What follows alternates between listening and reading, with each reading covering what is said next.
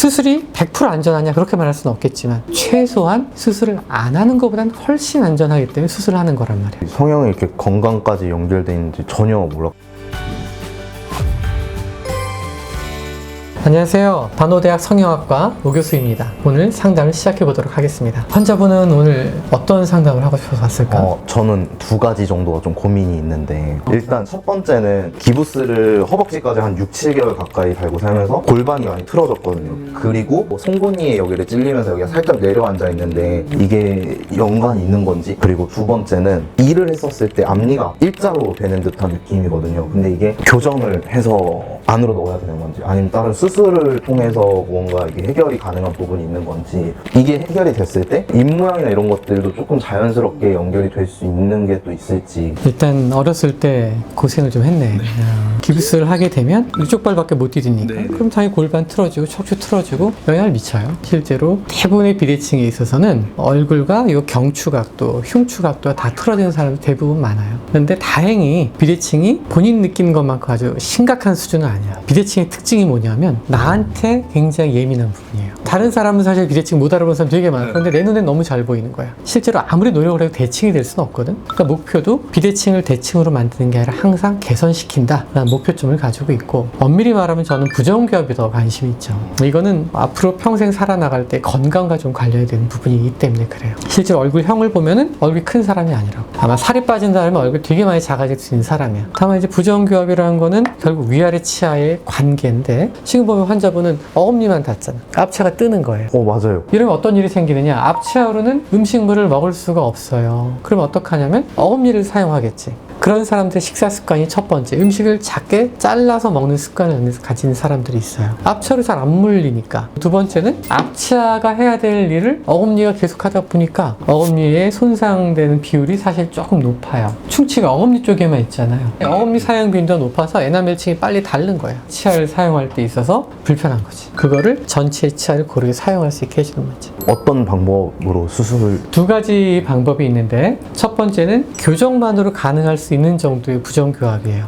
하지만 교정을 했을 때에는 위아래 치아가 맞물린 요 뎁스라고 얘기한 요 부분이 약간 얕을 거예요. 수술을 하게 된다면 여기 조금 더 좋은 위치로 맞출 수가 있겠죠. 물리는 깊이가 뭐가 중요하냐면, 치아가 겹쳐질 때 음식이 끊어져. 이렇게 딱 맞닿는 치아 있잖아. 잘 끊을 것 같지 못 끊어. 그래서 어금니도 사실은 위아래 어금니가 이렇게 만나는 게 아니라 위에 어금니, 아래 어금니가 딱 지그재그로 물려 있어요. 그래야지 이게 음식이 끊어지니까. 가장 이상적인 방식은 사실은 양악수술을 통해서 교합을 맞추는 거고, 난 정말 수술이 무섭다 하면 교정으로도 지금 가지고 있는 부정교합의 70에서 80% 정도는 해결이 가능하다. 그건 선택의 문제일 수밖에 없어요. 그럼 여기서 추가적으로 궁금한 건, 양악수술을 했을 때 인상 같은 것 좀 바뀔 수도 있는 건가요? 일단은 지금보다 입 다물기가 월등히 수월해져요. 가만있을 때 입을 자꾸 벌리잖아요. 맞아요. 잘 때도 입을 벌리고 잘 거고, 입이 잘 안 다물어진 사람의 특징이 입꼬리가 떨어져. 그러니까 이게 퉁명스럽거나 약간 우울해 보이는 느낌들이 생기는 거지. 입을 잘 다물기 편하게 만들면 입 모양이 되게 많이 좋아져. 대신에 양악수술 할 때는 잘 봅시다. 치아가 물려 있어야 되는데 이렇게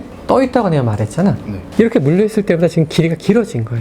그래서 이걸 만약 양악으로 딱 집어넣어 놨을 때 약간 동근 느낌의 얼굴이 싫을 수가 있어요. 그럼 그때는 그 아래쪽 윤곽선을 통해서 내가 원하는 얼굴형으로 이제 맞춰 나갈 수가 있는 거지. 그러니까 뭔가 수술이라는 거는 해결 범위를 조금 넓게 가는 거예요. 교정으로 한다면 짧아진 느낌을 해결은 못 하겠지.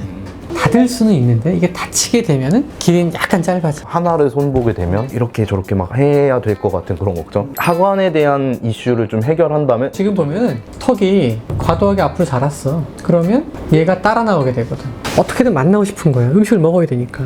얘가 앞으로 나갔을 때 이렇게 점점 멀어지는 게 아니라 나갈 때 쫓아간단 말이야. 그러니까 전체로 보게 되면 이런 느낌의 얼굴형이 나오는 거지. 중안이 꺼지면서 좀 아래쪽에 하관이 밀고 나와 있는. 이게 무서우니까 사람들이 이런 데 지방 넣고 필러 맞고 하는 거를 하고는 있지만, 이쪽 파트가 들어가서 자연스럽게 자기 볼륨을 회복하는 게 제일 좋은 방법이긴 하지. 근데 문제는 제일 좋은 방법이 제일 또 어려운 방법이기도 하니까 선택이 좀 쉽지가 않은 거지, 항상. 이게 줄어들 수도 있고. 줄어들 수 있지. 내가 봤을 때 양악수술 해가지고 튀어나온 걸 넣었을 때 우리 환자분한테 제일 큰 문제는 여기에요, 여기. 턱이 뒤로 들어간다는 거는 목하고 턱하고 거리가 짧아지는 거거든. 근데 이게 들어가면 늘어져 보이거나 겹쳐 보이는 느낌이 좀 부각될 거야. 다이어트가 병행이 돼야 되는. 그럴 수도 있고, 여기는 나중에 지방을 빼야 되는 경우도 있겠죠.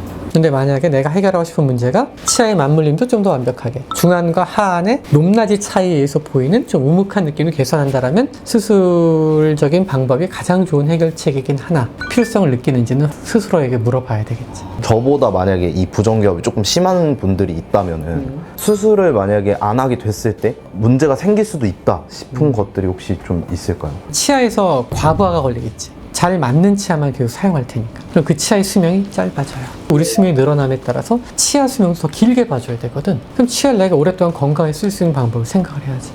치아 없으면 그럼 임플란트 하면 되죠. 그렇지만 임플란트가 평생 가지 않아. 정말 잘 된 임플란트가 정상 치아 기능의 80% 정도라고 보면 돼. 결국 나중에는 잇몸과 치아가 만난 부위에 문제가 생기게 되고 관리에 굉장히 많은 노력을 기울여줘야 돼. 결국 내 치아를 잘 쓸 수 있게 해주는 게 오랫동안 건강하고 수명도 더 연장할 수 있는 방법이라고 하나. 이렇게 치아가 안 맞는 상태에서는 턱관절도 사실은 늘 불편해.